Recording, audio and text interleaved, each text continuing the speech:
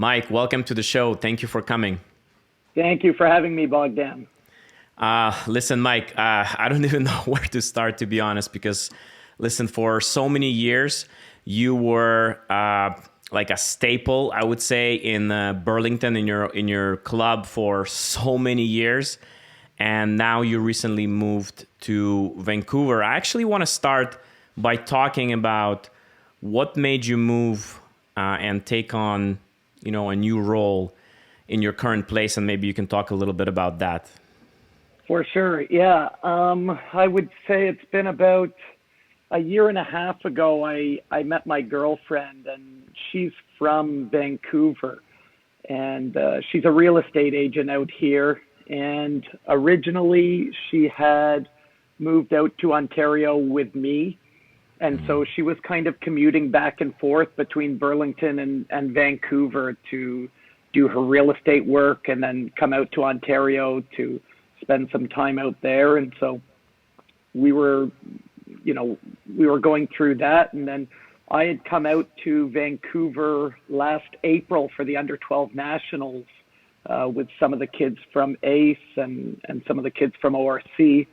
And we were out here, and I had actually had dinner with a friend of mine, Larry Jurovich, who's been a friend of mine for a long, long time now. And I told him at dinner, I said, "Oh, Larry, you never know. You might find me out here one day. My girlfriend's from here. She's commuting back and forth." And that's when Larry said, "Oh, well, it's funny. I'm looking for someone to run my new tennis center." He had just built a tennis center out here. And so we had talked back and forth for a couple of months, discussing some details. I had talked with my girlfriend, Veronica, as well about the opportunity to just be located in one spot rather than going back and forth. And we both decided together that this would be a good opportunity for both of us to spend more time together, to give it a go out here. And the opportunity Larry presented me with was what I felt a pretty good opportunity as well. So, yeah, I mean, it was a big move, but that's kind of how it came together. Nice. That famous expression, love means nothing to tennis player. So there you go. There's like a story for people who believe in that saying. So listen, what does your current job make you do? Like, what is it that you're in charge of?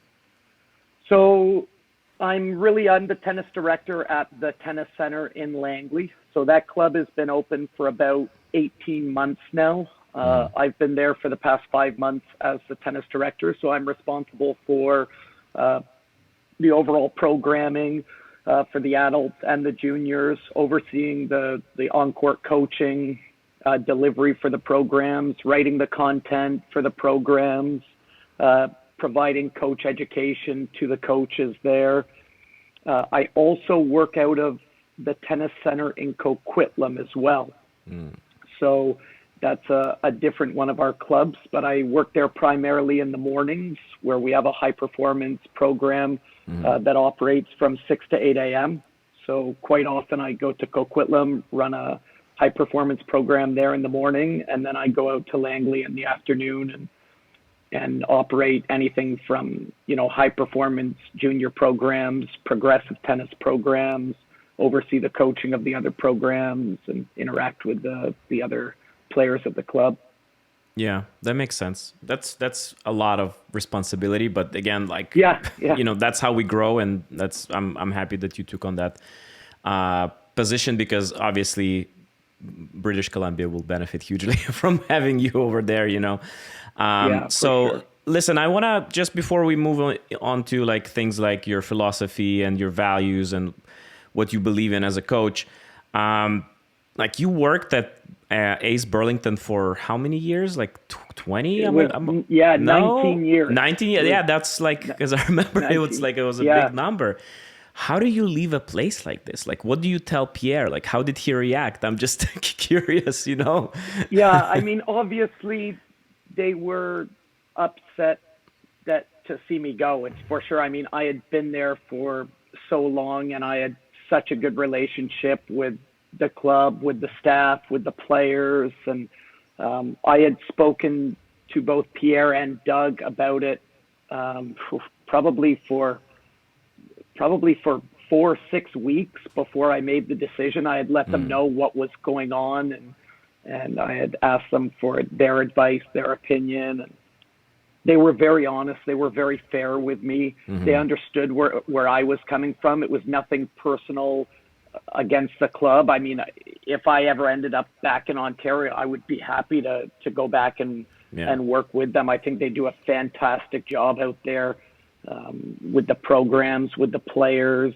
with their whole philosophy. I mean, I was such an advocate for that program, and I still am. If somebody ever came to me and said, "Hey, we're moving to Ontario, what do you think?" I would have no problem to highly recommend the club there. So yeah, for me, it was definitely a difficult decision because, like you said, I had been there for so long and built a pretty good reputation there and amongst everybody. So yeah, it was tough, but it was really a personal decision. It wasn't something made in spite of, the club or anything like this. It was just something very personal.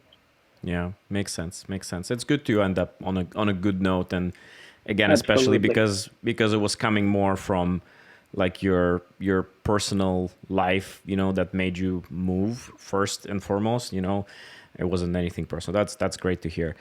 Mike, you were for many years developing and still are obviously developing, international level players. You're sending people to universities on scholarship. What is it that, in your opinion, made you in the past so successful to get those players to that level? Yeah, I think going back to what we just spoke about, I think that having the whole team environment back at the academy in Ace, where there was a team of coaches and there was a great environment there to develop the players in, and there was a lot of other players for the kids to play with, and a lot of other coaches to learn from, and physical trainers, and the amount of court time the players had, and then obviously having knowledgeable and passionate coaches is so it for sure wasn't just one thing. Yeah. It was a great environment to be a part of for these players, and those players who are off competing in the NCAA right now or trying to play on the tour. I mean, they had each other to play with and to push one another. And I can't imagine how difficult of a job that would have been if it had been me with one of those players. I mean, to motivate them on a daily basis and get them to work as hard as they work, and that would have been a monumental task. So, it was the entire environment to be a part of was the reason why these players had the chance to succeed. Yeah, makes sense. Can you elaborate a little bit on that environment? Let's say I'm a kid joining Ace Academy when Mike Hall is in charge. What is it that I would be going through? Like, what would be my daily routine? Let's say like I'm a provincial level player or almost there, like you're 10 to 12-year-old. What is it that I would be going through? Yeah, so I think our academy back in Burlington was primarily for kids 12 and up. Before 12, they would do something a little bit different. And I mean, we did have the odd, 11-year-old who was playing at a very, very high national level that would be a part of the program as well. But the kids would they would train in the morning. They'd come in for 6 a.m. and they'd train for an hour and a half at 6 a.m.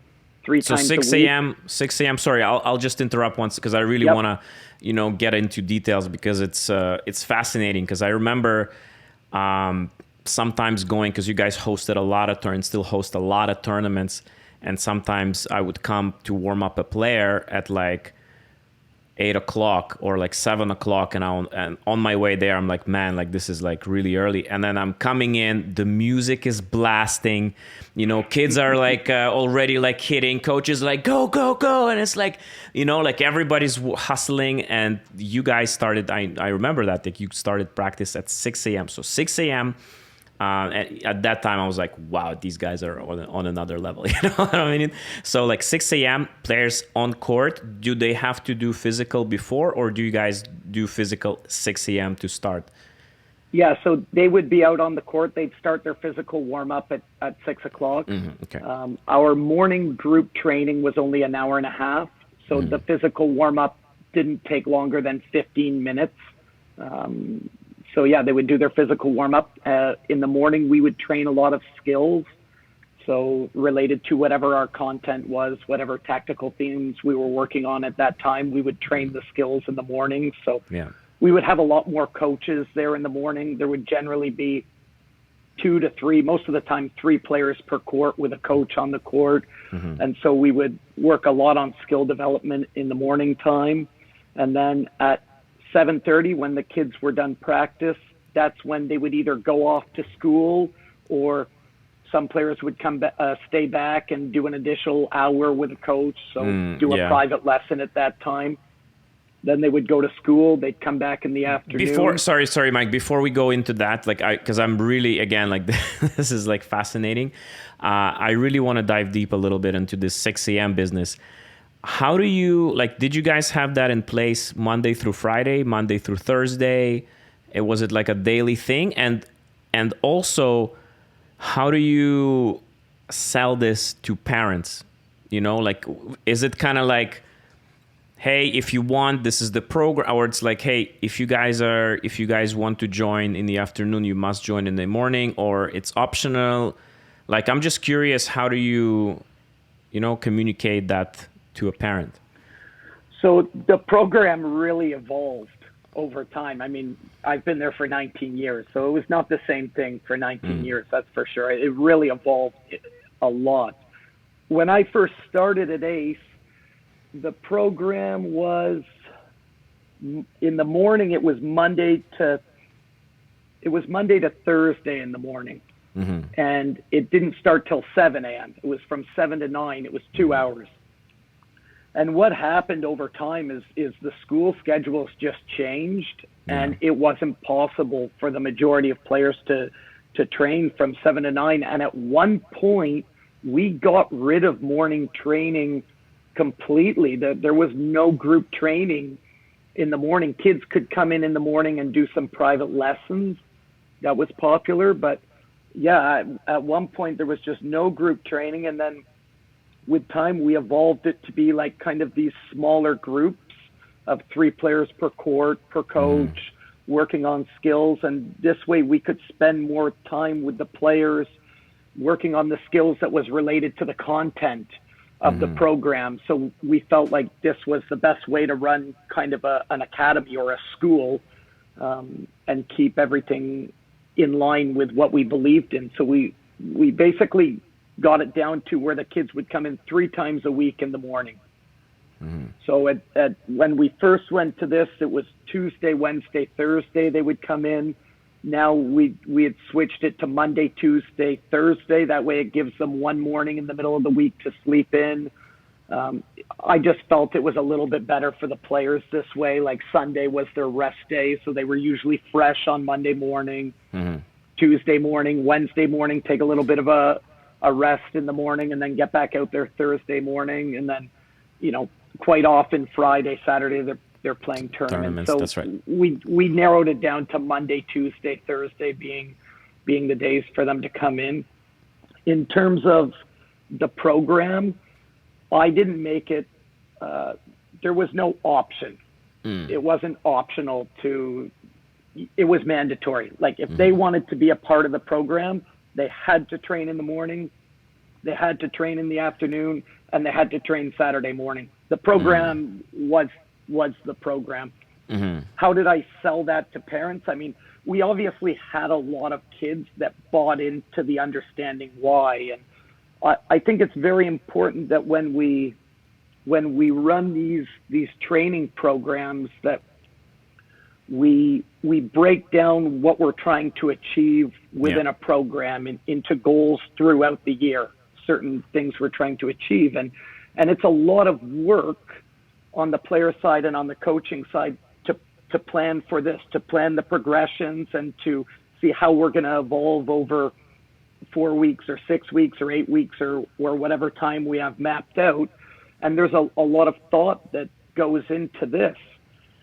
And if you just do half the trainings, there's no way you're going to understand the progressions or be able to follow along. Sometimes I explain it to parents like going to math class. You know, if math class at school is Monday through Friday and you show up on Monday, Wednesday, and Friday and you miss Tuesday and Thursday's lesson, you're not going to progress like the other kids will progress. And in fact, you'll most likely get lost in the training.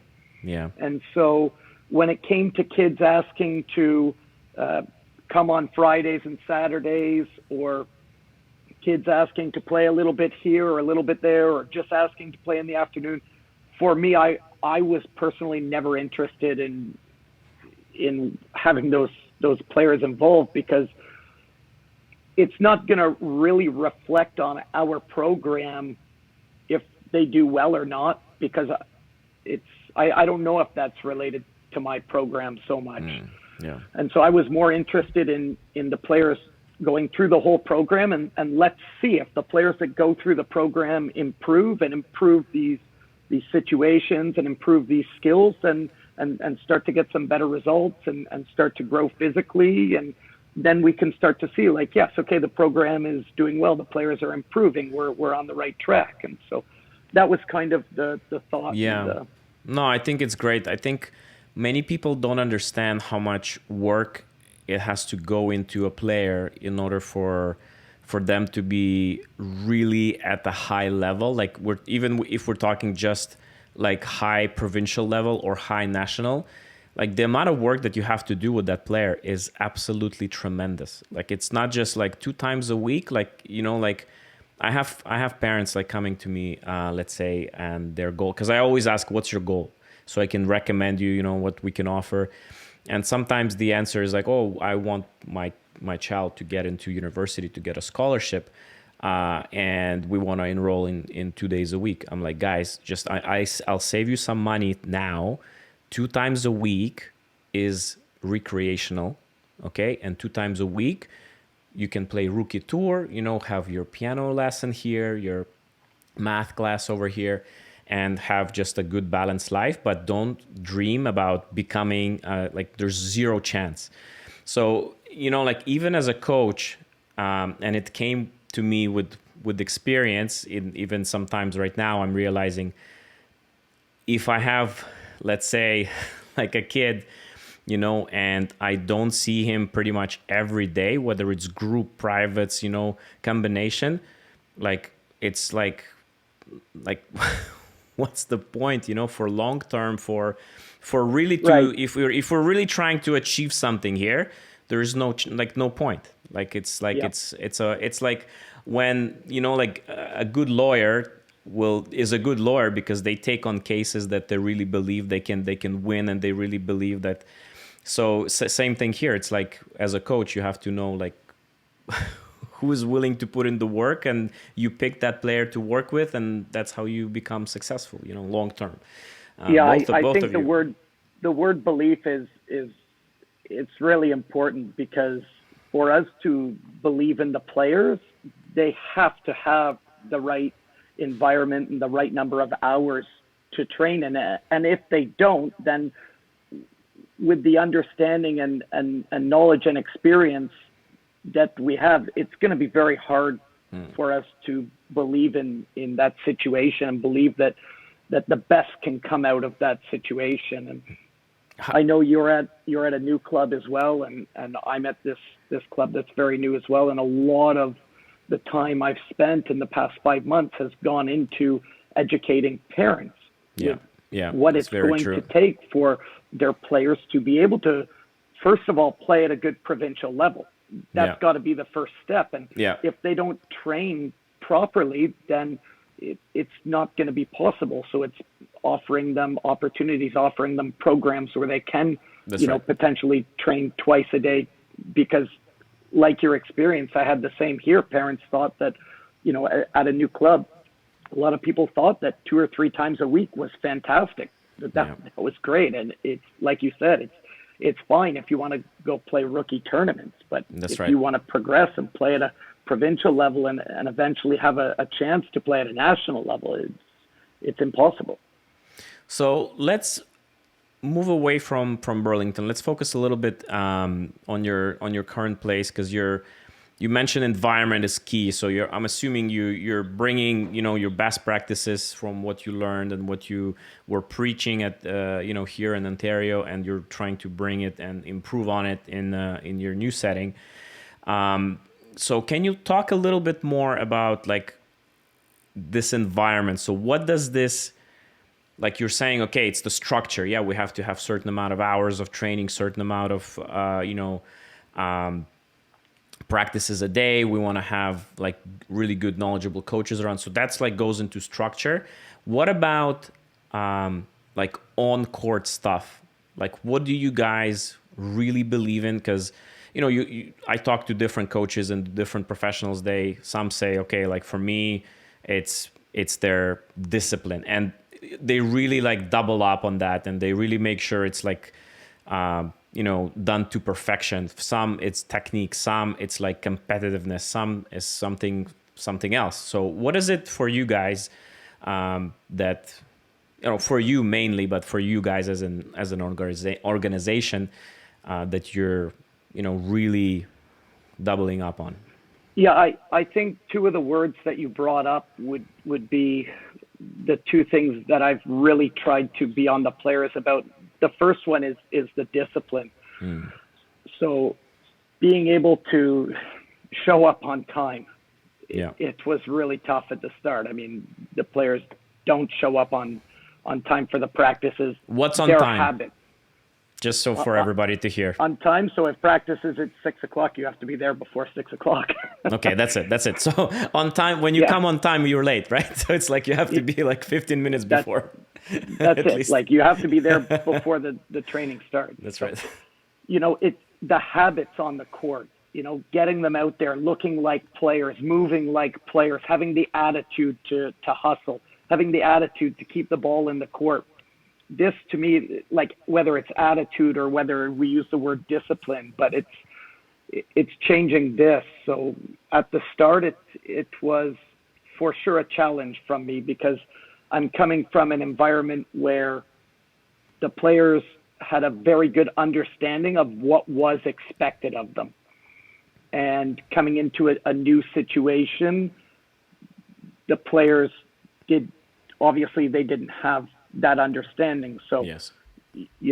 The way things started, it was basically like having a conversation where it's explaining to the players, first of all, that this is not going to be for everyone. And it's okay if it's not for you. If you choose to go somewhere else, that's going to be okay as well. And I'm in a very fortunate situation where the business I work for doesn't create a pressure on me to keep players in the performance program who don't have a performance mentality. And that's not always the case in business. Quite often in business, the numbers have to be full first, and you go from there. And so we definitely have other programs, whether they're more developmental programs or rec programs or whatever you want to call them, where we definitely want to keep the players involved in tennis. We don't want them to leave, but within our performance stream, I'm able to set certain expectations on the players, and they have to follow through with this. So I'm fortunate to be in that situation, and it was just an honest conversation with the players and the parents about what would be expected from them. And I'm generally really on top of the kids when it comes to training. I'm not one to let things slip. And I think the culture that's out here appreciated that. They've taken a kind liking to the expectations I have for the children and what's demanded of them in the practices. And so everything from that standpoint has gone very well so far. I wasn't sure when I first started here that it would be taken well, but the players have started to understand. And I think at the end of the day, there's certainly different ways to do it and different ways to be successful. But if you can get the players to buy into your philosophy and to buy into why you have certain standards and why you have certain expectations, and if you can get them to buy into this and be passionate about their tennis and want to train more and go home and practice on their own and do extra work outside of tennis, and you start to grow it like this, then I think like overall a coach is doing a good job. You know, whatever their style is I don't think it's so important, the style, but it's if we can build this passion and their knowledge of the game and their skills and getting them to want to do more, getting them to want to be involved in tournaments, then I think coaches do a good job.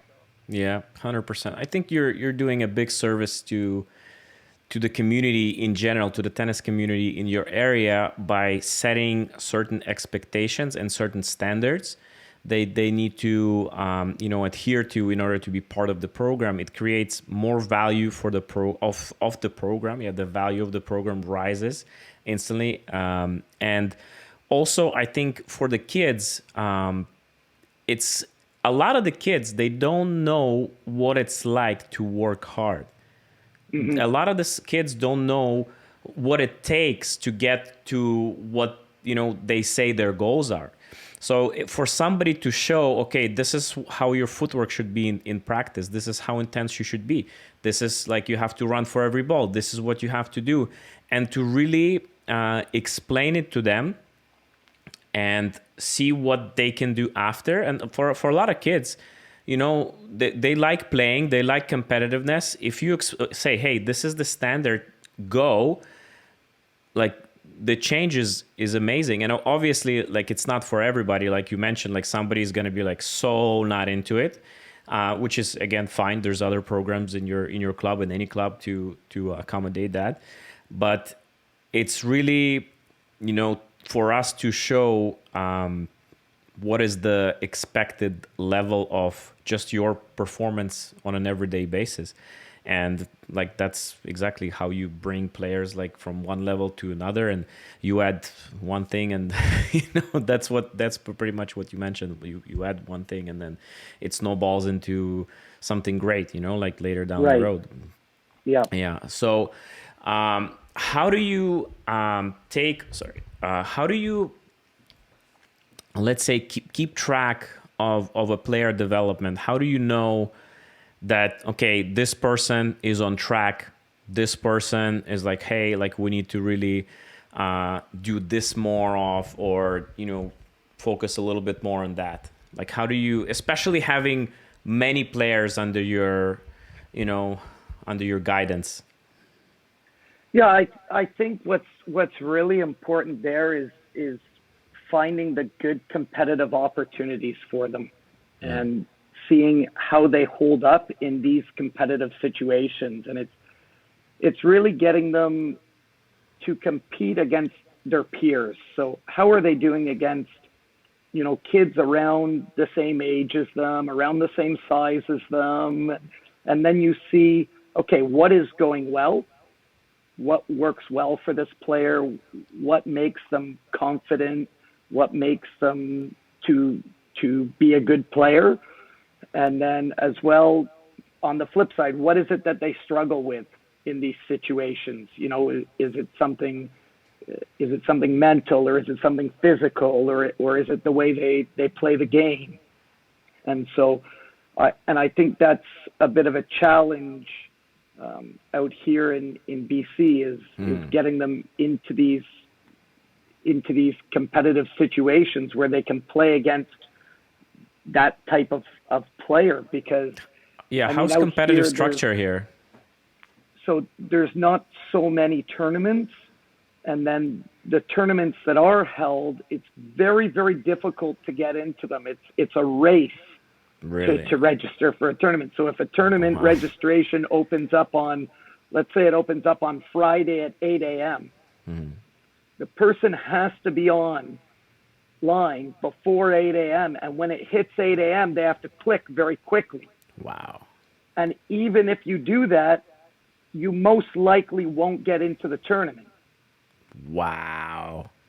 Yeah, I learned about what this. The so hell? I asked one of my students. So let's say his name is Billy. I said to Billy, Billy, Kevin's playing the tournament this weekend, I heard. Are you playing?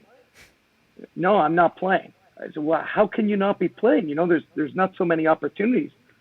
He said, yeah, my mom's a slow clicker. I said, what? I love it. What does that mean? He said, well, you gotta get online at 8 o'clock and you gotta click the button. And whoever clicks the button fast enough, or whoever has a faster internet connection, gets in the tournament. So I know a coach. Sorry to interrupt. Like I know a coach. He lives in a condo building, and there is a court like in the building, and it's very similar story to what you're saying. Like once the booking is, once the like you can start reserving your court, it gets booked up real quick. So what he did, he asked his friend from IT to write like a little program, like a bot. So at certain time, it's like it books. So he never missed a court since. So maybe, there is some opportunities there, like to... The court bookings are like that here too. Wow. You have to book exactly on the dot 7 days in advance, or you won't get a court. Wow. And I checked with this story, and the players say, yeah, that's very true here. So, I mean, you could literally move here from another province. Let's say from another country, and let's say you don't have a Rogers ranking, and you could be the best player in the province. You're not going to get a chance to play. You might not be able to get in the tournament. What the hell? And you might not be able to build a ranking because you wouldn't be able to. So yeah, did you talk to Tennis BC about it? Like it's something that I've talked to the company I work for about. Oh, okay. It is something. There is actually a meeting coming up with Tennis BC in I think a week and a half. So it is something I'm gonna. I think in Ontario we had a problem at one point with that, and if you played a tournament, then for the rest of the month you couldn't take somebody else's spot that hasn't played a tournament. We had something in Ontario that stopped that. There must be something like that they can come up with. I mean, because it's crazy. Like I mean, BC, like obviously, I'm not super familiar with tournament structure, but from hearing from other players and coaches that it's not, like it can be better in terms of the amount of tournaments, hosted. So, and then to hear that it's that's unfortunate. Because, like I said earlier, we want these kids to have good competitive matches and with players around their age. That's right. And so you want to be in an area where you can be exposed to that, because that's where you're going to see, what type of game do you have? What works? What makes you a good player? What are your strengths? How do you win your points? And on the flip side, you'll see what's not working in your game. Where does your game break down in these situations? And so it's so important to be put in those situations. Yeah. And if you don't have a competitive structure that backs that, it becomes very difficult. I remember me and Yves Boulay, we started a tennis league for that purpose, trying to find more opportunities to put kids in. That was during COVID, but to put the players in more situations to play different players with co-ed, boys against girls, and put some adults in there and test your game against different people and different situations, singles and doubles, and see where your skill set is at, because that's really gonna be the test right there. Yeah. And No, and for this sure. is motivating. This is motivating for the players. It's to go and train 5 or 6 days a week and to not play. It's like, I can't imagine personally as a kid, playing hockey and doing 3 or 4 practices a week and never playing a game. It's Yeah. like Yeah. nobody would ever What's the continue point, to right? play. Yeah, Exactly. We train for a reason. Like, we can't, if I'm waking up like at 5 o'clock in the morning to be there for 6 a.m. and putting all this work, like I wanna play, man. I'm hungry. Like, I don't care how much stressed you are about competitions, but you wanna play. absolutely. Like, so Absolutely. no, 100%. What do you think about the state of tennis in Canada in general, about the level? Obviously you've been around to see different generations, and obviously some years are stronger than others. But how does it look to you right now? Like, I overall? Yeah, I think we have an unbelievable opportunity right now because there's such a buzz Yeah. in tennis. The courts are packed with people. It's hard to get a court. So from that side, the popularity of the game right now is huge, and you have these role models that the kids can follow on TV, people that they can look up to. You have Bianca and Layla, and Catherine Sebov was out there playing Yeah. on Yeah. one Good of for her, by the way. the Yeah. main courts last night, and, Yeah. qualified for the main draw. And Rebecca Marino out there, and then obviously in the guys you got Vashik and Felix and Dennis, and from what I understand, Milos is going to come back this year. It's like it's an unbelievable opportunity we have in this country, and so how are we going to make the most of this opportunity, because this is not going to come around forever. This is other countries have experienced this as well, and we cannot just assume that we will have this. Like I said, we will not have this forever. So I think it's very important that we provide the right opportunities for the kids, and that we educate the parents on healthy pathways for them to be able to foster their skills and take all this passion that's out there right now and put them into the programs, put them in good programs, get them with good coaches, and encourage the coaches to continue to develop their own skills. And I think this is what's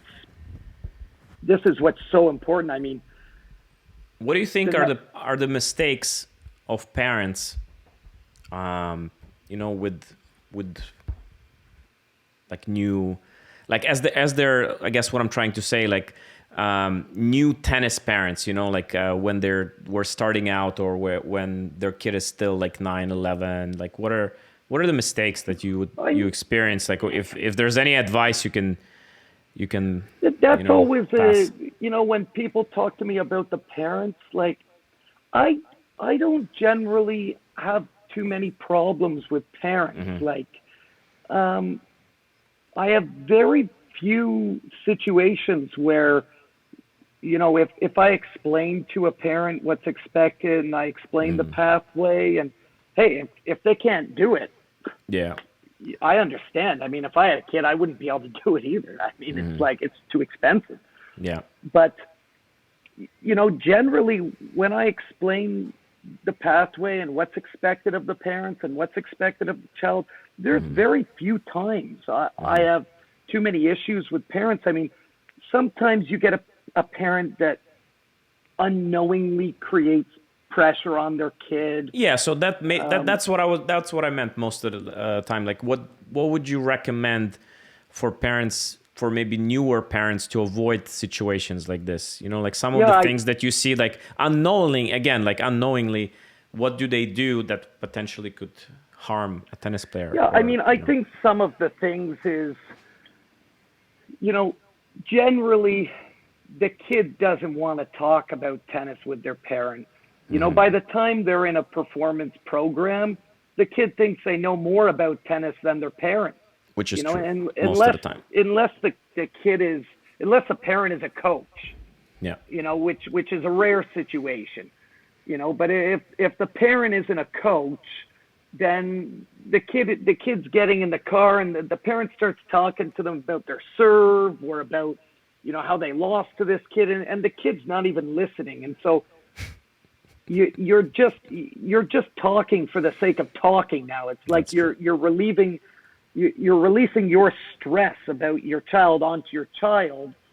And so sometimes how I word it to the parents is I ask them, are you smarter than your kid? And I've yet to have one parent say, no, my kid's smarter than me. So all the parents agree that they're smarter than their children. And so if the parent is smarter than their kid, then they need to be able to articulate things in a way to their child that gets the message across to them.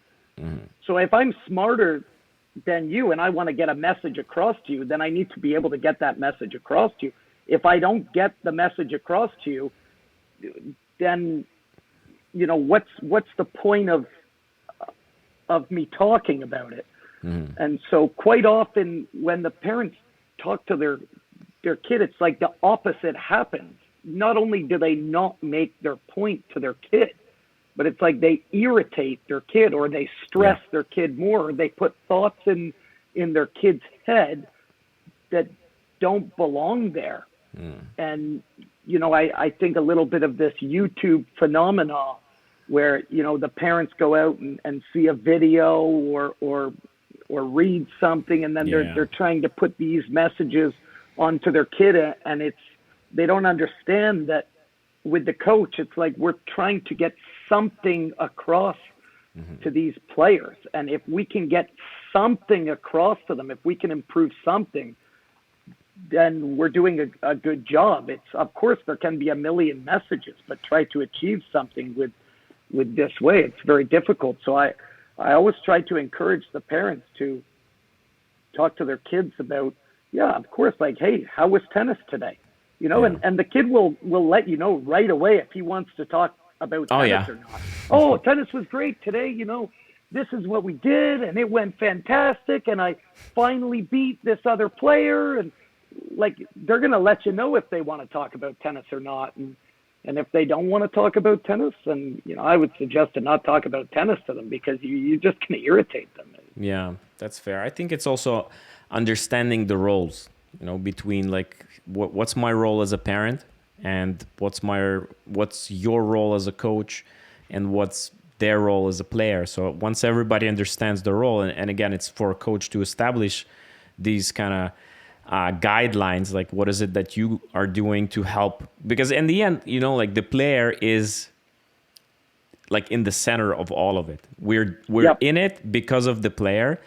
We're doing whatever we're doing, all these practices, all these sacrifices, all this effort is for the player to achieve the goal that they set for themselves, and we're hired to help them get there. And also we're guiding parents and players along the way, like, hey, this is what you do.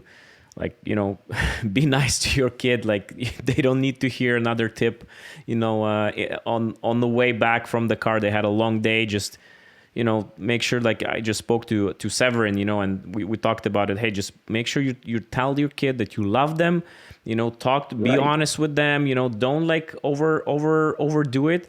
They have a lot of the time of the day where they have tennis. When they come home, they don't want to talk tennis. Talk about some other stuff, like make them feel like a kid.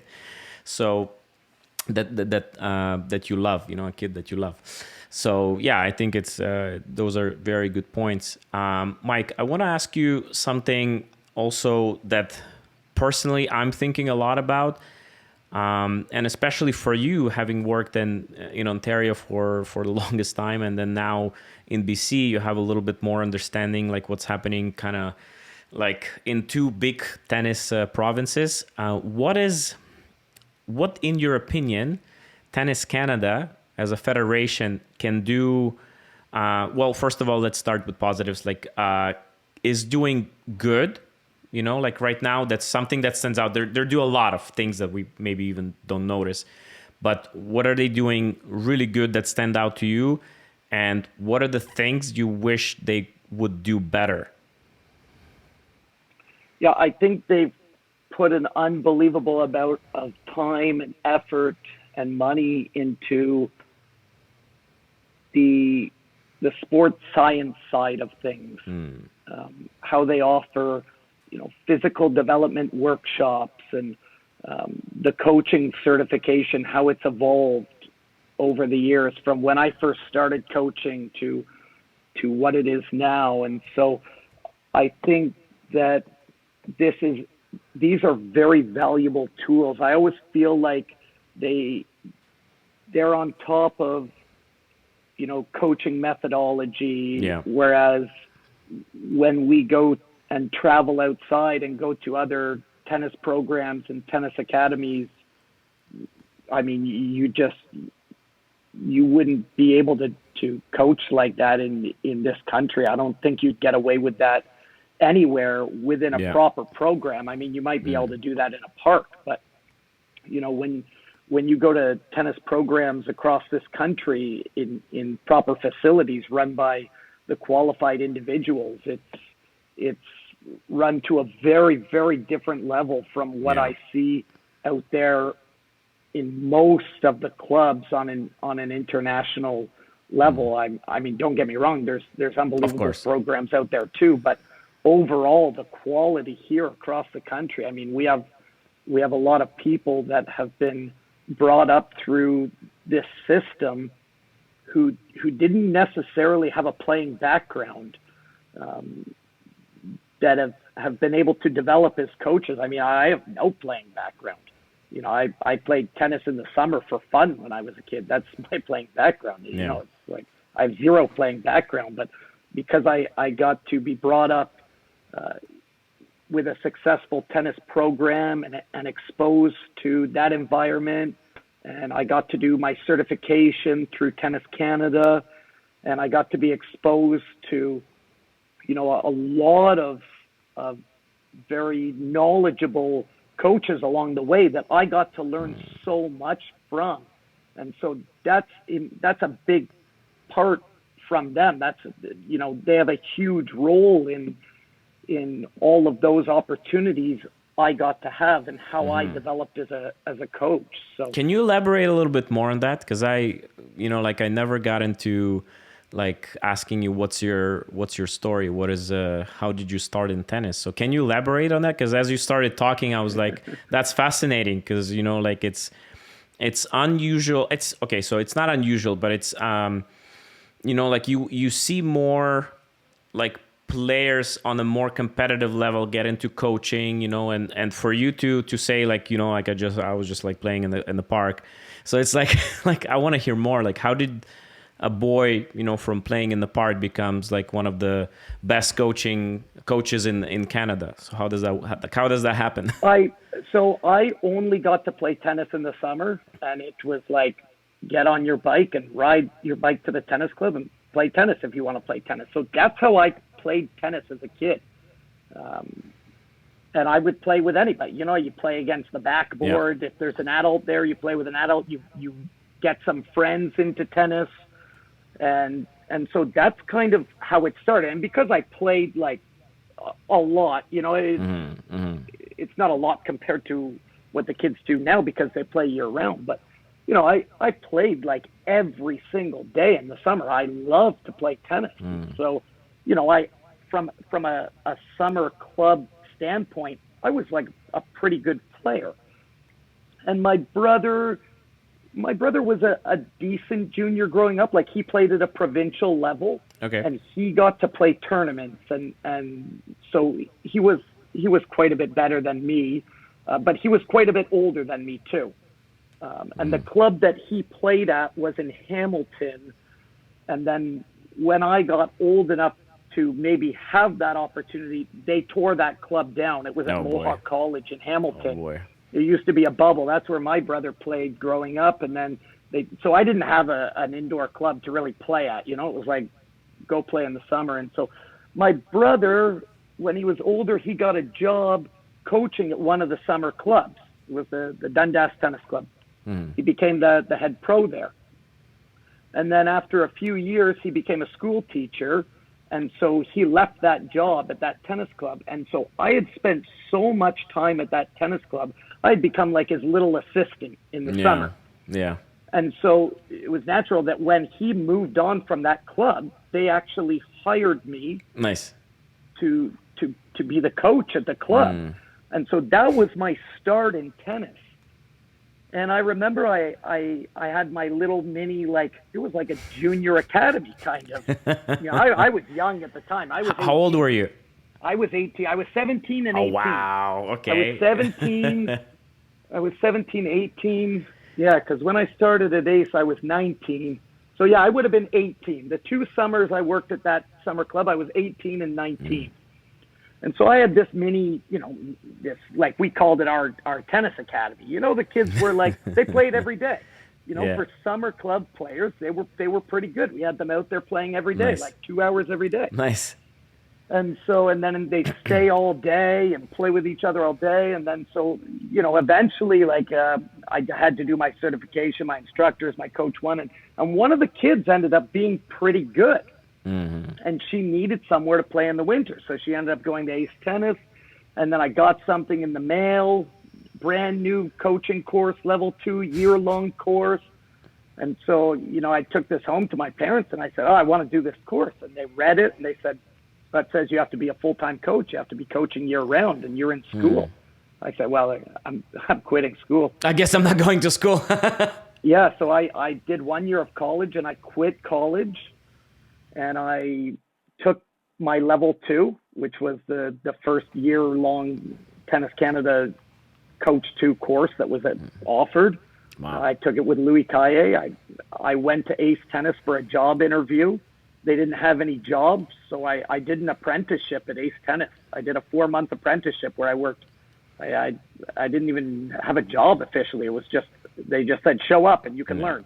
Fascinating fact, by the way, sorry to interrupt again. Fascinating fact, Louis Caillé also doesn't have, like, tennis background, playing like on a high level, which is interesting. And, both of you, like, look where you guys are.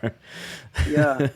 So that's kind of the background of how I got into this. But that was a little bit of a segue, that's fantastic, like it's. Yeah, and like I said, I think Tennis Canada plays a huge role in that. I mean, by offering that year-round level 2 course, which was the first of its kind at that time, that's really what motivated me. And then, having the opportunity to work with some good players and to learn from them and to be exposed to the Ace Tennis Academy. And then, with time, like, I was very, very passionate to learn from different people. And I got to spend so much time throughout my career with so many great coaches, like, like Pierre, like Louis Caillé, Ari Novik. That's right. There's too many to name, but even within Canada, spending time with, I remember I got to spend some time with Bill Cowan, with Yves Boulay. That's amazing. Casey Curtis, it's just like people that have had success and have great things to offer. And this, from the Federation side, it's been unbelievable. What about on junior side? Like, is there something that you really like that our Federation is doing right now? Like something that stands out to you?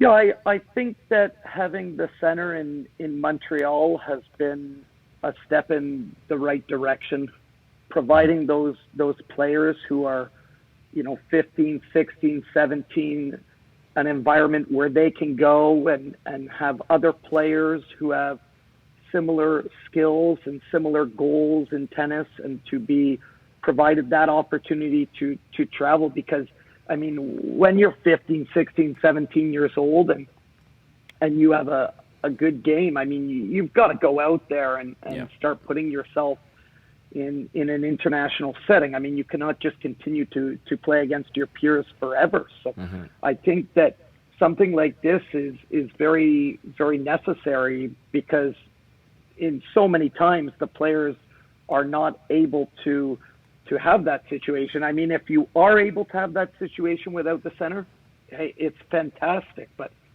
I think quite often when there is a very good 15, 16, 17-year-old that that might not have the means to be able to travel with a team of players, to be able to travel with a coach, to, you know, this is really important to the players, and they've found a way to provide that opportunity to them. So I think that's huge. Yeah, I agree. What about things that you wish they would do? Period. They would do differently, better. You know, just a couple things. I'm sure you have some ideas. For me, it's so important that we empower all of the people involved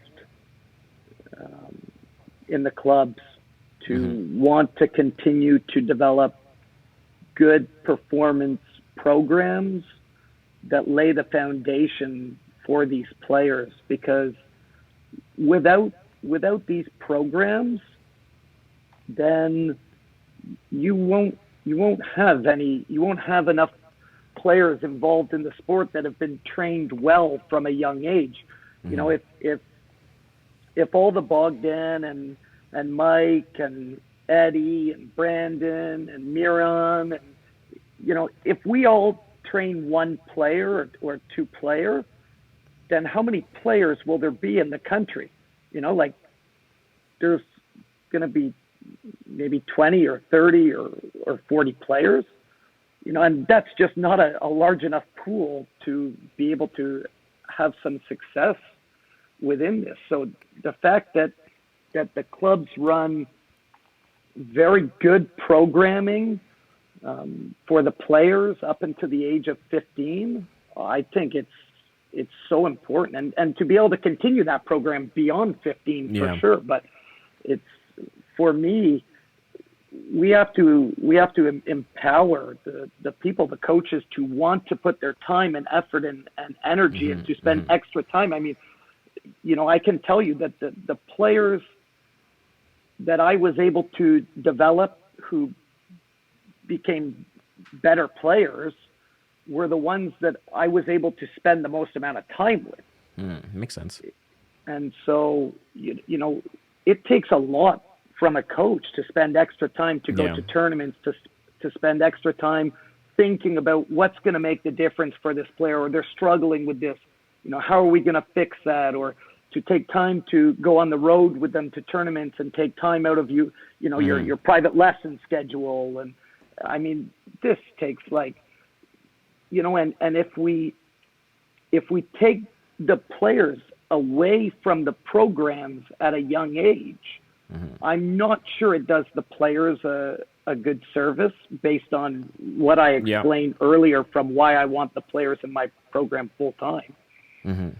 I don't believe it does the coaches a good service, and I don't believe that that's necessary. So when they start to come in and take the players from the program for a supplemental program where the players train somewhere else 2 or 3 times a week, I mean, it's like, it's like they now become competitor to the program. They say that they're working with us, but they become the competitor for the program.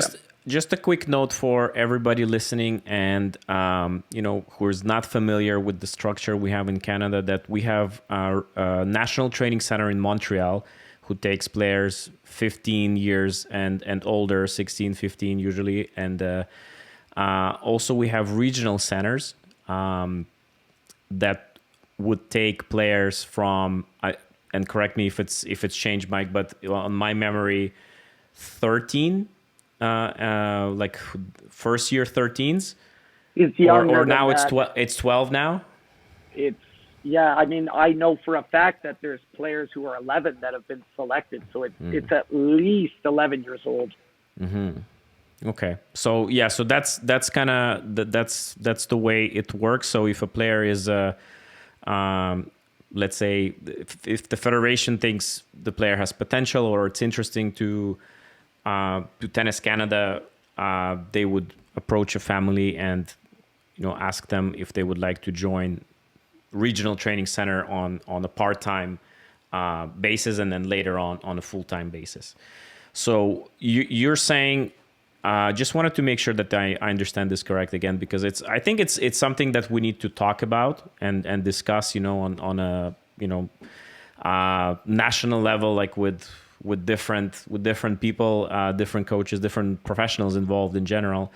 So like you think it's an issue because you believe that you build that relationship with the player, and the player, obviously you were able to get the player to that level where, like they're interested. I really feel, looking back in all the situations I was in, whether it was with Alejandro or Vicky Mboko or, Rachel Krizak or Alex Mikhailuk or, whatever player it was, if you had told me that, okay, Mike, those players are going to train with you instead of 6 days a week, they're going to train with you 3 days a week.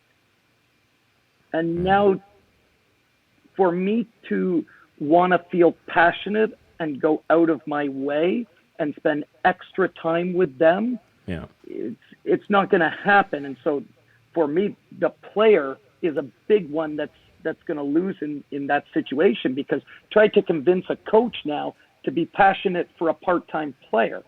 It's like having a girlfriend. You live with your girlfriend, and then she says, like, well, listen, like 3 out of 7 nights, I'm just gonna be somewhere else. Yeah, it's like it's a weird example, but that's like it's kind of like, well, what's the point of this relationship then?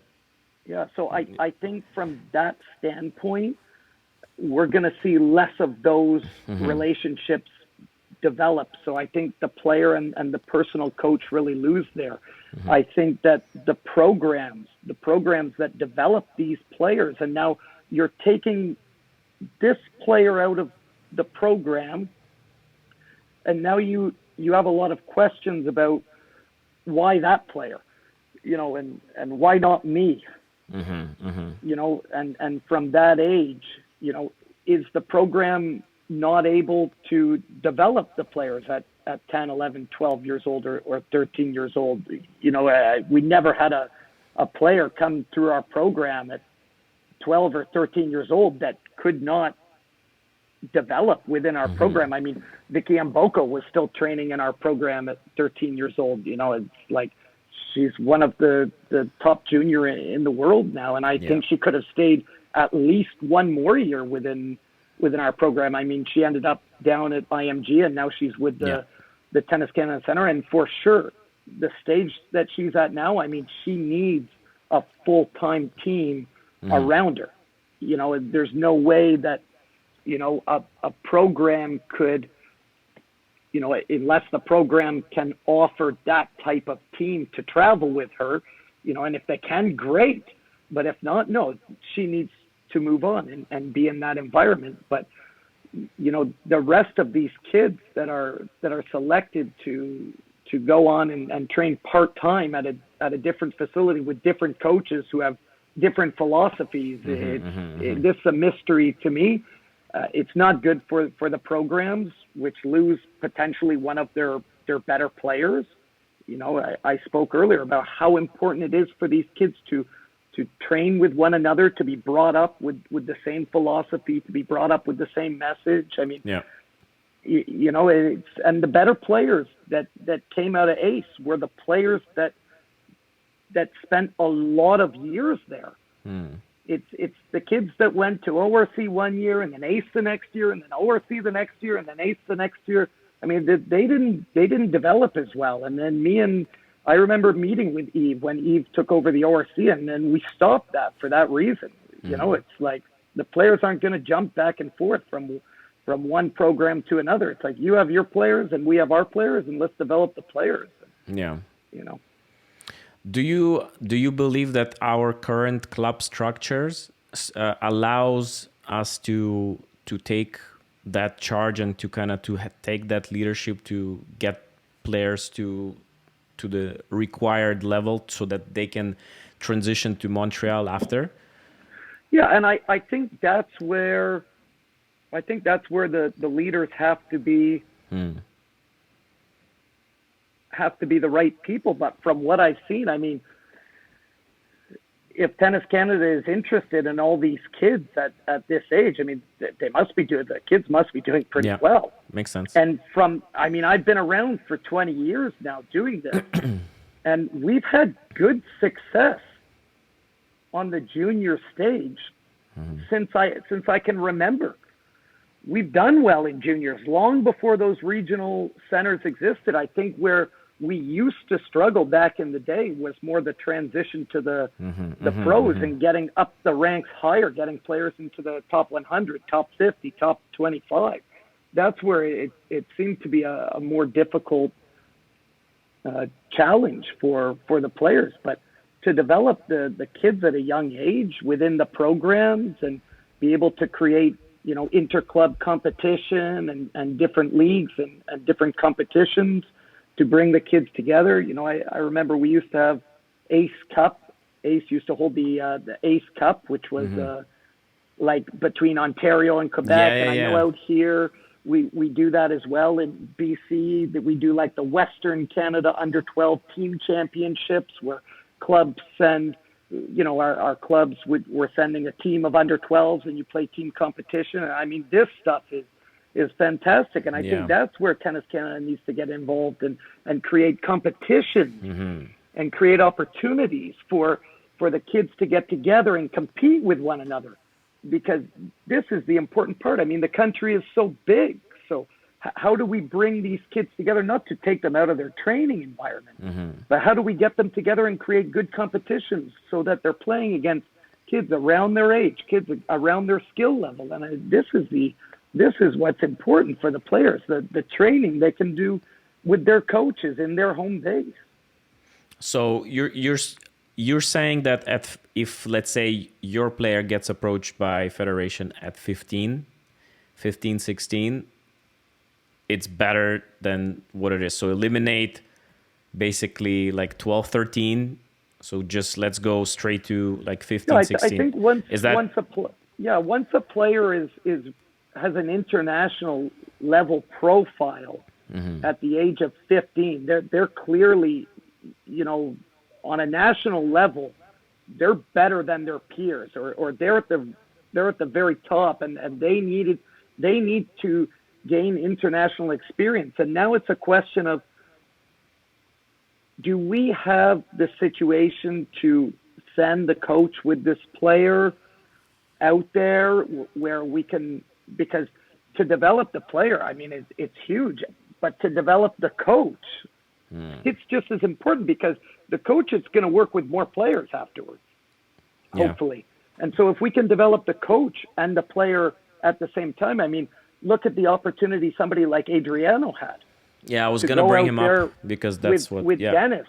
I mean, it's like he had a huge opportunity to learn a ton. If he didn't have that opportunity to travel with Dennis and get those experiences, I mean, it's like he wasn't born with that experience. Yeah. And so, Dennis's family, he didn't need to go to Montreal, because they were able to provide this opportunity to Dennis with his coach. And now it's a 2-for-1. I mean, the experience Adriano has that he can share with all these other players, Josh Lapadat and whoever else there was, it's from that that's from that opportunity that he had. And so it was a 2-for-1. I mean, you end up to develop a great coach and a great player at the same time. But look, not everybody has that situation. Yeah. Not everybody can afford that or find a sponsor. And so I think the fact that Tennis Canada has that center is fantastic. We need that. We need those opportunities. Yeah. But for the 12 years old, I mean. Yeah, I think you bring up a very important point that, like one of the ways is to help coach along the way, help the coach get better, because in the end you're investing in your own country, like for the future, for your potential. So that's an interesting way, and there's definitely something to it, because again, this coach has many more younger players coming up that he can or she can potentially develop, if that coach gets that experience. But if you're if you're not in a position to, to go on tour with the player that you worked with for the longest time, how do you get that international level experience? How do you see the level, out there, in Europe, in States, if you're not presented with such opportunity? So in a way, you're being, I don't want to say robbed, but you're that opportunity sometimes is taken away from you. Yep. And I think the clubs have done pretty well in the past several years as well, sending teams out there. I mean, I know at Ace for forever, I mean, up until COVID at least, we were sending players down to the Eddie Hur. We would always take a team down there and go down for 2 weeks and play that tournament, play some other tournaments down there, and get the players like experiencing what it's like to be on the road a little bit and be responsible, do these type of things together. And I know that the company I work for right now sent players to Europe this past summer with Larry, so they got that experience. And I know Robbie Menard's program in Montreal is constantly sending coaches with players out there. So I think the programs are trying to do this, and I think that's where Tennis Canada can, I know they have their TDC program, and they try to provide funding to the clubs, and I think that's something that the funding can be geared towards. Let's provide the clubs some funding that have some of these players and get them out there and get these players to go out there and experience some competition, whether it's the Orange Bowl or whatever. But I think there's other ways rather than taking the kids to train them. They can train in their clubs. It's much more valuable for them to be having the same message, the same values put across, the same ideas put across on a daily basis, rather than. And of course, the coach can communicate, but this is not the same. I mean, it's like, this is communicating about like somebody's backhand or about, it's very different than coaching. I mean, that for me, it's not coaching. We have a little saying out here that I saw, and it's easy to improve a player. It's hard to develop a player. And I think that's what it's really about. To develop a player, you have to spend a lot of time with the person and make them buy into certain values and understand certain things. This takes a lot of time. And when somebody's jumping around all over the place, the messages are not going to be the same. Yeah, it's true. And it's not about the quality of coaches, because obviously like two great coaches, they say things differently, they say things in a different way. So it's even though like you might be in line with what that coach is coaching, but it's still different, right? The player can still get mixed messages. My question for you like this: do you still think, or do you believe that there is still place for a regional center in some cases? Let's say if it's not, because I work for Tennis Canada, and I know it's a system, right? So it's automatically like, okay, this player is interesting, we want to invite, we have certain spots, and in some cases, like you're saying, you feel like it's hurting the player, but do you believe that there's still place for some players that would benefit from it because of maybe, I don't know, maybe reduce cost for the training because they cannot simply afford it, and maybe the clubs or the programs are not providing that subsidy yet, but hopefully in the future, there's going to be some scholarships. The cost to operate the regional center is much higher than it would be to subsidize a few kids training that come from your club or TPA or ORC or Ace Tennis. And so to subsidize, to offset the cost is where we're talking about two extremely different costs. The way they're using the courts at the, I don't even know what that place is called now, whatever it's called, Aviva, Sobeys or whatever. But, the amount of coaches they have working there with the number of players they have working there and the number of players that are on the court. It's this is an astronomical cost we're talking about compared to offsetting the cost of the players' training program back home and making sure that, you know, when Severine goes in to visit the club and sees a player and says, well, what does this player need? You know, how much time are they getting on the court? Well, they can't really afford any individual lessons. They can only afford the program. Okay, well, you know what? Let's get this kid some money and let's get him, you know, a couple of lessons with the most qualified coach in this club. You know, let's get him 2 lessons a week with this. This kid has been identified, and, you know, we're going to give him money. We would like to follow up with you. We'd like to know what his plan is. We'd like to know what he's working on, because we're going to be sponsoring this player's development. And so this pathway makes a lot of sense to me. Yeah. These type of dollars spent make a lot of sense. You're not taking the kid out of his training environment. You're not competing against the clubs. These are 2 very different costs. Yeah, it's great. I have not heard yet a good reason to have a regional training center. I mean, maybe there is one, but I haven't heard it yet, and I haven't been able to think up one yet. So I'll give you again. I don't have a strong opinion on this, but after working there and after hearing many national coaches talk about this, so this is what I heard. Okay, and again, I'm not sure where I stand on this as of now, because I kind of see, again, unless I get in your shoes, and when my player that I worked with for like 6 years, you know, like all those training, and then they just disappear, like maybe I'll feel different.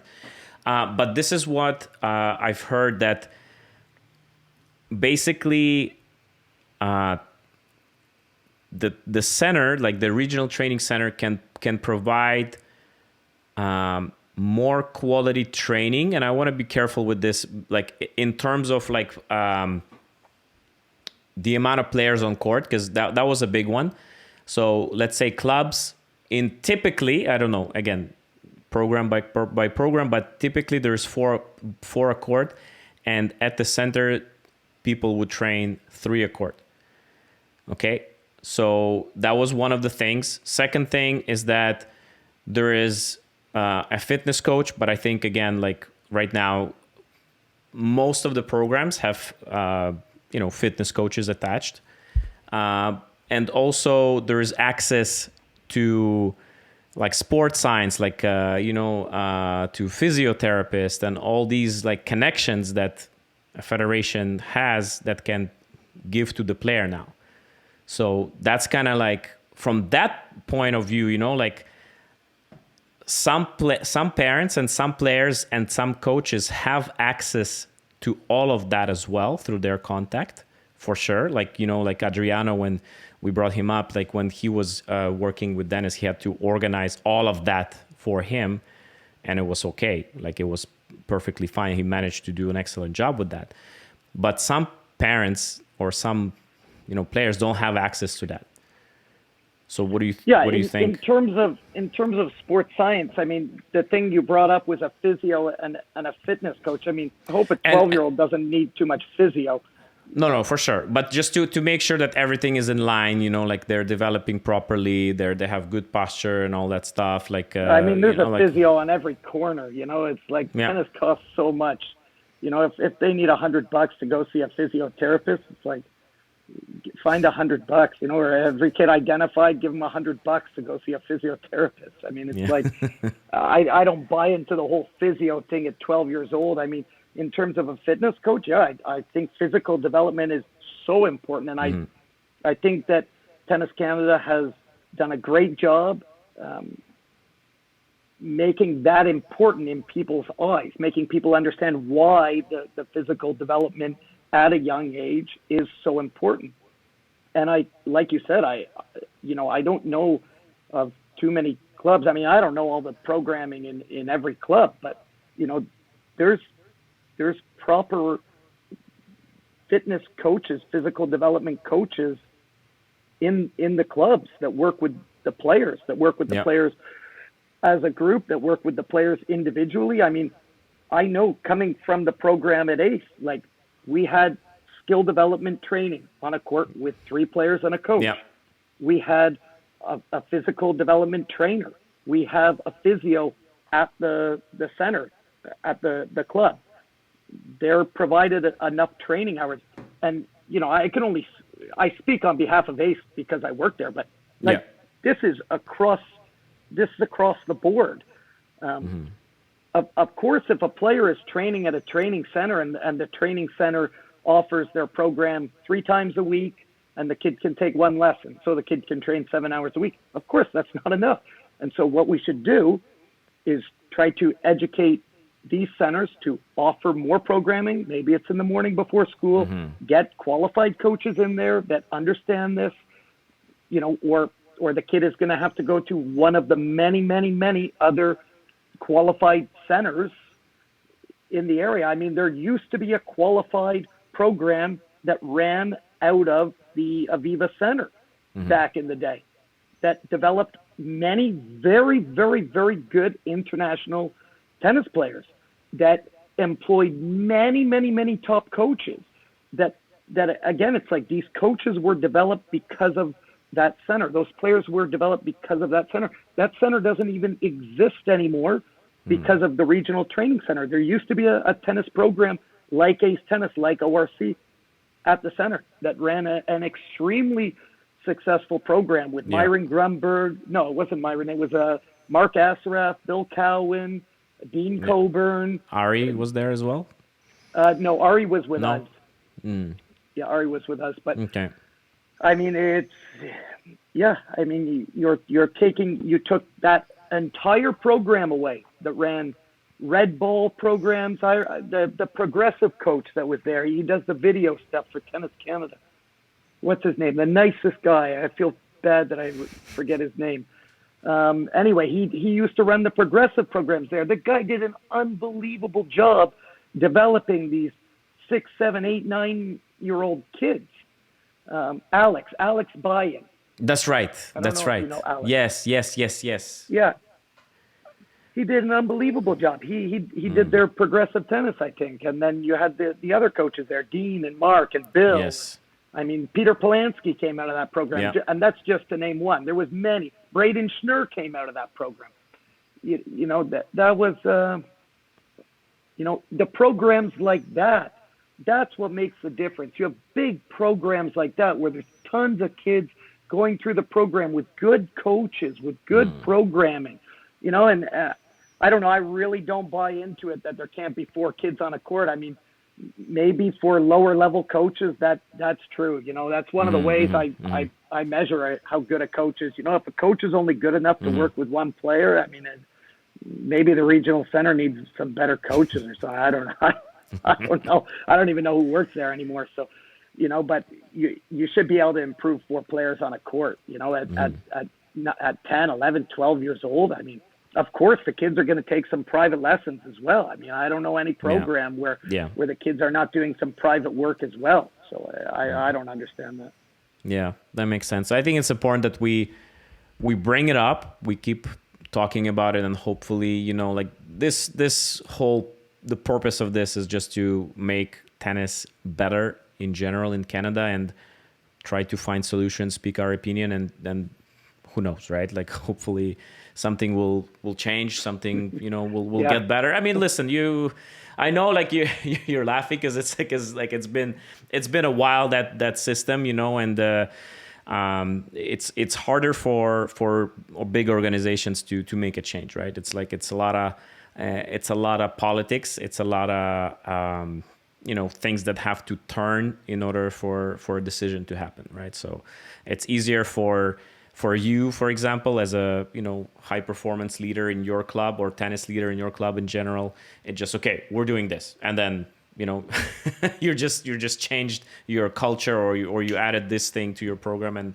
so, but hopefully we get somewhere, in a better place, basically. Right. Mike, I want to thank you so much for coming today, and it's been a tremendous pleasure talking to you.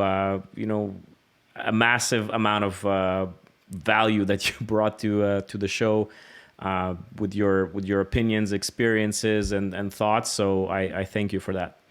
Thank you for the opportunity, Bogdan. It's unbelievable that you're taking all this time out of your already busy schedule to make an effort and do all these podcasts. And I personally can't wait to listen as well. So just make sure you make it very simple to find them, because I don't know where to go. And I already tried to look for some of them and I don't know where to get them. So you got to make it simple for people like me. Yeah, 100%. Because, well, at the moment of recording, I haven't posted any. So the first one is coming out actually today. On Tuesday, the 17th, I'm looking at the date. So like it's going to come out later today with Chris Manzanelli, actually. So, awesome. But yeah, for sure. I have a 30-minute car ride into work every day and back every day. So this will be fantastic to listen awesome. to. That's what I usually do in the car as well. Perfect. Mike, thanks a lot. Have a good day. All right, Bogdan. All the best. Thank you. Bye.